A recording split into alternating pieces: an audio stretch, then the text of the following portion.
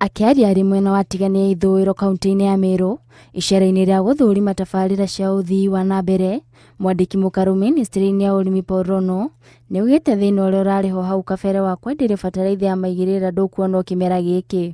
We have made plans to make sure that these fertilizers are in our stores by December, so that farmers are able to collect fertilizers and start their farming as early as January next year. Oho nĩ eranĩire atĩ bataraitha ĩno nĩ gũkinya makũmbĩ-inĩ ma irio nyũmũ matũũra-inĩ ihinda rĩrĩa rĩagĩrĩire nĩguo kũgirĩrĩria mĩtangĩko ĩrĩa arĩmi magĩrĩire kĩmera kĩhĩtũku, akiuga nĩ gũteithia kuongerera maciaro ma irio kĩmera gĩũkĩte. I know there was a problem last time to do with timing of the fertilizers, and we had a challenge, and the challenge was not really government, it was a global challenge which was forcing logistics.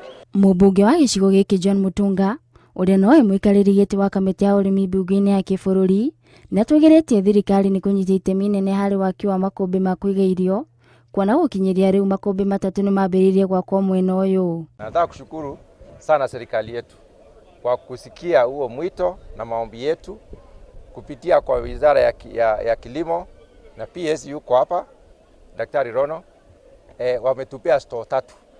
Kuna moja kama hii ya Kibulini, kuna ingine iko pale inaitwa Mbeu iko pale Uru, na kuna ingine itajengwa mwaka huu iko kwa budget itajengwa pale Ngudone. Mutunga ugĩte makũmbĩ maya nĩ mekũguna arĩmi na njĩra nene, kuona nĩ marĩhotaga kũiga magetha mao rĩrĩa marĩ maingĩ na ũguo kũgirĩrĩria gũthũkanga kwamo rĩrĩa thogora ũrĩ thĩ, na makamendia rĩrĩa thogora ũrĩ igũrũ makahota gũthũkũma makĩria.